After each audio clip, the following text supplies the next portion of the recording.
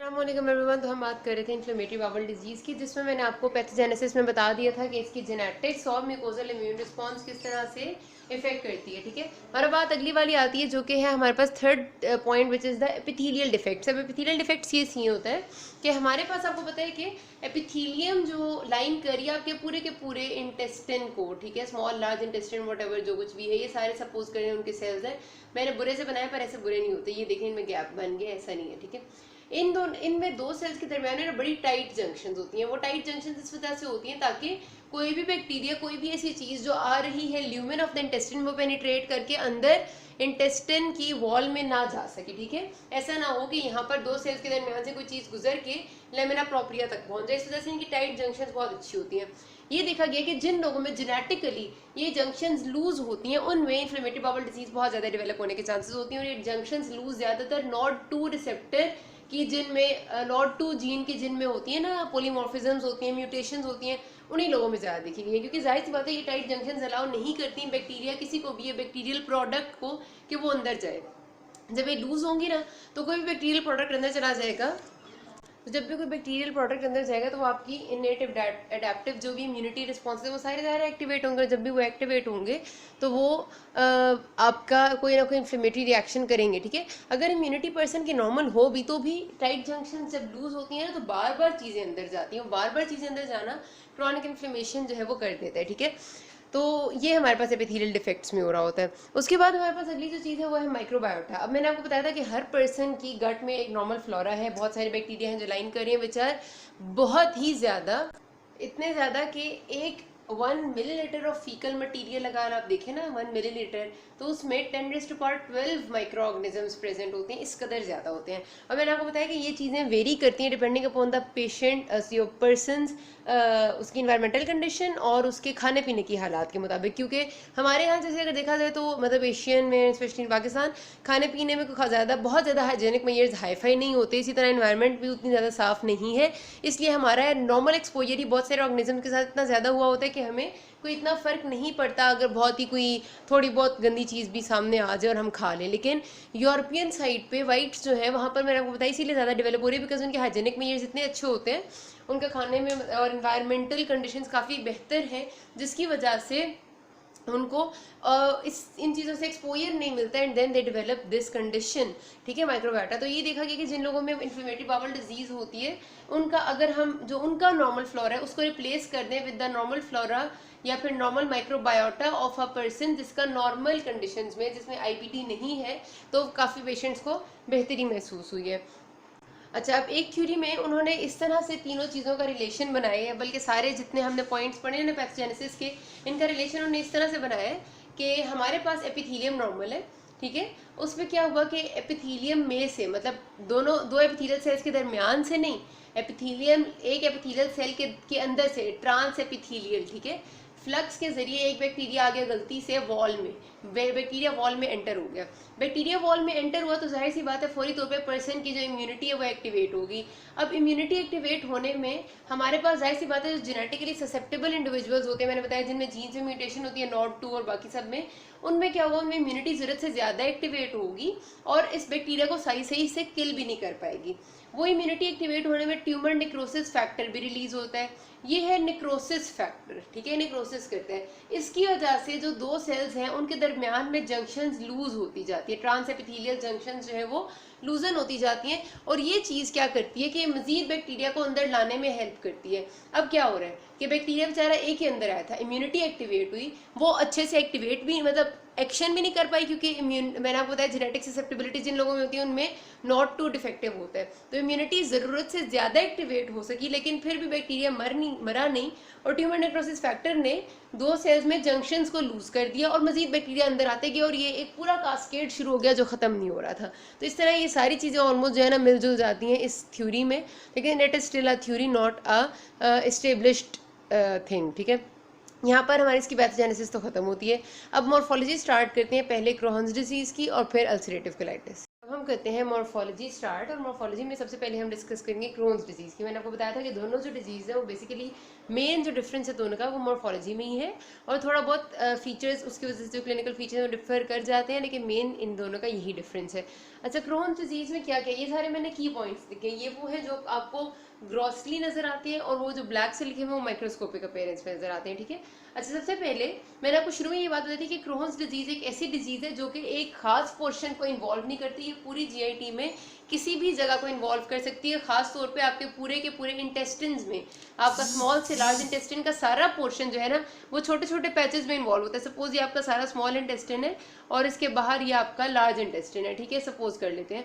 तो इतना सा यहाँ से होगा, इतना सा यहाँ से, यहाँ से, यहाँ से, यहाँ से, तो पूरा का पूरा रीजनल एंट्राइटिस पूरे रीजन को इन्वॉल्व करता है, ठीक है। और फिर रीजन को जो इन्वॉल्व ये करता है वो भी कुछ हमारे पास ऐसी डिजीज होती है ना जो शायद किसी के म्यूकोजा को इन्वॉल्व करें, या कुछ होती हैं जो खाली सब म्यूकोजा तक जाती हैं। इसकी जो कंडीशन होती है क्रोन्स डिजीज में, this is transmural in nature.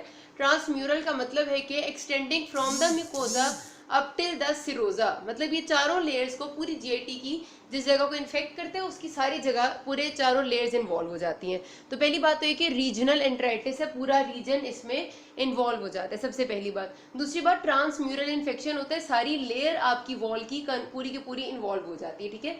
उसके बावजूद अगर हम मोस्ट कॉमन लोकेशन की बात करें जहाँ से स्टार्ट होता है, यहाँ जहाँ पर सब ज्यादा पाया जाता है, तो वो आपका आइलियम यानी स्मॉल इंटेस्टिन का लास्ट पोर्शन है, टर्मिनल आइलियम है। उसके बाद आपका यही इलियोसीकल वाल्व एंड सीकम, मतलब ये वाला जो पोर्शन है जहाँ पर स्मॉल इंटेस्टिन लार्ज इंटेस्टिन से जुड़ती है, वो वाली जगह सबसे ज्यादा प्रोन होती है। लेकिन फिर भी हमें बात है कि सारे के सारे रीजन में ही मोस्ट कॉमनली इन्वॉल्व होते हैं, ठीक है। उसके बाद ना मैंने आपको बताया कि इसमें ऐसा होता है कि एक जरा सा एरिया इन्वॉल्व है, फिर थोड़ा सा ठीक है, फिर थोड़ा सा खराब है, फिर थोड़ा ठीक है, फिर थोड़ा खराब है। इस तरह आपका पूरा इंटेस्टिन रन करी होती है, तो उसको हम कहते हैं इस पैटर्न को स्किप लीजन्स। स्किप लीजन्स का मतलब है कि थोड़ा सा ठीक है, थोड़ा सा खराब है, फिर थोड़ा सा एरिया स्किप हो गया, फिर खराब है, फिर स्किप हो गई, जो स्पेयर्ड एरिया है। तो स्किप लीजन्स की फॉर्म में इसका पैटर्न होता है, ठीक है। ये होगी अगली बात। स्किप लीजन्स के बाद जो कि हम चीज़ यहाँ पर देखते हैं बहुत ज़्यादा मैनिफेस्ट होती है वो है एफ्थस अल्सर्स। मतलब ये शुरू जब यहाँ पर होती है ना डिजीज़, हमारे क्रोन्स डिजीज़ आपकी इंटेस्टाइन में, तो आपको पता है कि शुरू में जाहिर सी बात है कि इन्फ्लेमेशन की वजह से क्या होता है। इन्फ्लेमेशन, अगर ये एक सर्फेस है उस जगह पर इन्फ्लेमेशन है, सबसे पहले तो एडिमा और इस किस्म के चेंजेस आएंगे, वो सर्फेस थोड़ी उभरेगी। फिर आहिस्ता आहिस्ता जब क्रॉनिक इन्फ्लेमेशन किसी जगह होती है ना, तो वहाँ की सेल्स की नेक्रोसिस स्टार्ट हो जाती है। Necrosis plus healing, necrosis plus healing. Since हमारे पास इन्फ्लेमेटरी बाउल डिजीज है टाइप ऑफ क्रॉनिक इन्फ्लेमेशन, तो यहाँ पर भी आपको ऐसे ना डीप इंड्यूरेटेड अल्सर्स मिलते हैं, तो उसको हम कहते हैं एफ्थस अल्सर, ठीक है। जो शुरू में मिलते हैं ना एफ्थस अल्सर होता है, जो थोड़ा सा इंड्यूरेटेड होता है, थोड़ा अंदर की तरफ गया हुआ होता है, और वो इस वजह से क्योंकि क्रॉनिक इन्फ्लेमेशन वहाँ चल रही है। अच्छा, ये आपको जब पूरा एफ्थस अल्सर जब शुरू में होगा तो एक जगह पर होगा तो उसे एफ्थस कहेंगे। एक जगह से मुराद है कि एक जगह एक जगह एक जगह इस तरह होता है ना, जो गोल सा होता है, इस तरह ओवल सा, वो एफ्थस होता है। लेकिन जब ये एक इधर है, एक इसको छोड़ के यहाँ पर बन गया, सपोज वॉल में जीआईटी की, फिर यहाँ बन गया, फिर ऐसे ऐसे क्या होता है कि ये बीच में एक और बन गया, तो ये पूरे अल्सर्स मिलते जाते हैं, तो इतना लंबा सा अल्सर एक बन जाता है। अब ये बिल्कुल ऐसे लंबे से स्नेक की तरह बन गया, इसको हम कहते हैं सर्पेंटाइन अल्सर, ठीक है। शुरू होता है छोटे छोटे गोल गोल अल्सर्स से जिनको हम एफ्थस कहते हैं, और उसके बाद जब वो बड़े होते जाते हैं तो सारे सारे आपस में जुड़ते जाते हैं, मिलते जाते हैं, तो वो एक लंबा सर्पेंटाइन अल्सर बन जाता है। फिर इसमें मैंने आपको बताया है कि आपको पता है कि स्मॉल इंटेस्टिन में भी सारी क्रिप्ट्स होती हैं, ठीक है। ऐसे करके आप जो उसका नॉर्मल एपिथेलियम वो ऐसे फोल्डेड होता है, क्रिप्ट्स की फॉर्म में होता है यूं, और जो क्रिप्ट होती है इसको हम कहते हैं क्रिप्ट ऑफ लाइबर्कहन, ठीक है। स्मॉल इंटेस्टिन के क्रिप्ट का नाम है, और इसकी बेस पे हमारे पास कुछ सेल्स होते हैं जिनको हम कहते हैं पेनेथ सेल्स। ये पेनेथ सेल्स आर ना very important cells for the regulation of the normal flora. जो आपका माइक्रोबायोटा है, जो आपके नॉर्मल माइक्रो ऑर्गेनिजम्स जो प्रेजेंट हैं इन द स्मॉल इंटेस्टिन, उनको रेगुलेट करने के लिए पेनेथ सेल्स ना बहुत इंपॉर्टेंट होते हैं, बिकॉज ये उनको चेक में रखते हैं कि भाई ज़्यादा ना हो जाए।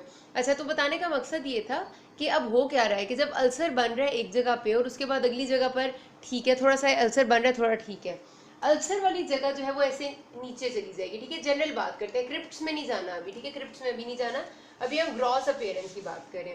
ग्रॉस में एक सरफेस सीधी थी, पहले नॉर्मल है, ठीक है।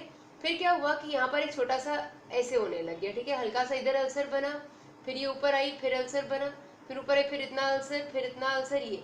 अब इस तरह जो अल्सरेटेड पैटर्न विद जो नॉर्मल सरफेस है उसको जब हम देखते हैं ना, तो जो नॉर्मल सरफेस है वो ऊपर हुआ हुआ उभरा हुआ ऐसे हमें लग रही होती है जैसे कॉबल स्टोन अपीयरेंस है। जिस तरह पत्थर सारे जो नहीं होते गोल गोल पत्थर, आपने देखा होगा, अगर साथ आप जोड़ के रख दो थोड़े थोड़े फासले से, तो पत्थर ये उभरी हुई जगह है जो नॉर्मल एपिथेलियम है, और अल्सर्स बीच में उनने डेप्थ क्रिएट कर दी। इतना बड़ा तो नहीं नजर आते, तो मैं थोड़ा बड़ा बना रही, तो वो कॉबल स्टोन ना ऐसे स्टोन्स जैसी अपीयरेंस देने लग जाती है।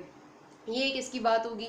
उसके बाद आपके यहाँ पर जाहिर सी बात है अल्सर में आहिस्ता आहिस्ता क्या होगा, मजीद डीप इंड्यूरेशन होती जाएगी और फिशर बन जाएगा। फिशर क्या होता है, अल्सर इतना सा होगा तो अल्सर होता है, जब ये डीप चला जाता है तो फिशर बन जाता है। और ये जब बहुत डीप चला जाएगा तो ये कोशिश इसकी हो सकती है कि परफोरेट कर जाए, पूरी वॉल को ही आपकी खा जाए, ठीक है, परफोरेशन हो सकती है। तो ये इसमें एक तो बड़ा मसला होता है। उसके बाद क्या हो रहा होता है, जाहिर एडीमा है, एडीमा के रिजल्ट में और स्पेशली क्रॉनिक इन्फ्लेमेशन के रिजल्ट में, एडीमा तो नहीं सॉरी, क्रॉनिक इन्फ्लेमेशन के रिजल्ट में जो आसपास की सेल्स हैं जो नॉर्मल एपिथेलियम है उनका हाइपरप्लेजिया होता जाता है, मस्कुलरिस प्रोप्रिया का हाइपरप्लेजिया हो रहा है, साथ जो ऊपर से म्यूकोसा सब म्यूकोसा है वो हाइपरट्रोफी हो रहे हैं, क्योंकि एक तरफ अल्सर और ये सब कुछ चल रहा है जो क्रॉनिक इन्फ्लेमेशन है, जहाँ नेक्रोसिस चल रहा है, तो साथ वाले एरिया में जब इफेक्ट जाता है तो वो एरिया हाइपरप्लास्टिक हाइपरट्रोफीड होता जाता है, तो हमारे पास फिशर्स विद दैट बन रहे होते हैं, ठीक है।